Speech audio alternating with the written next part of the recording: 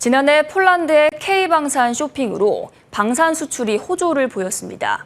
폴란드 무기 1차 수출이 본계약까지 잘 마무리된 가운데 2차 수출은 금융지원 문제로 계약이 오랜 기간 교착 상태에 빠졌는데요. 30조 원 규모의 2차 수출이 물 건너 갈 뻔했는데 국내 5대 시중은행의 금융지원으로 위기를 넘길 것으로 보입니다. 김주영 기자입니다.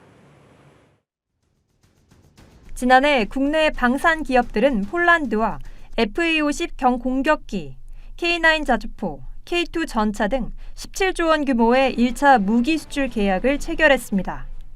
이어 폴란드가 K9 자주포와 K2 전차를 추가로 구입하겠다고 하면서 30조 원 규모의 2차 수출 계약이 성사될 예정이었습니다.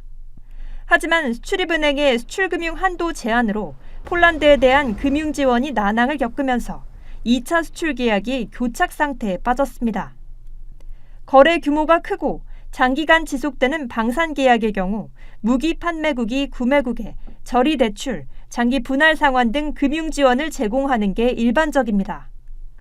이런 가운데 국내 5대 은행이 폴란드 정부에 무기 구입 대금 금융 지원을 할 예정이어서 2차 수출 계약이 무산 위기에서 벗어났습니다.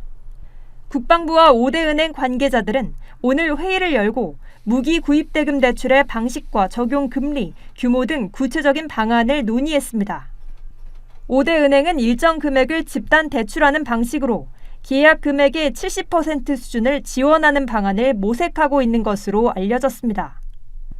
은행들은 당초 고금리 상황과 폴란드 국가 신용등급 등을 고려해 높은 금리를 제시했지만 국익과 관련된 방산 수출의 경쟁력 강화를 위해 적정 수준에서 금리를 조율하고 있는 것으로 전해졌습니다. 약 20조 원 규모의 무기 수출 금융 지원이 원만히 해결될 것으로 기대가 됩니다. 정부가 추진하는 글로벌 방산출 4대 강국 진입, 더 나아가서 방위산업이 국가 주력 산업 진입에도 총신호가 켜질 것으로 봅니다. 방산업계는 금융 지원을 통해 2차 수출 계약이 완료되면 프랑스 등 선진국 대비 취약했던 방산 수출 지원 제도가 한 단계 도약하고 폴란드 인접국을 비롯한 세계 무기 시장에서 K방산의 위상이 높아질 것으로 보고 있습니다.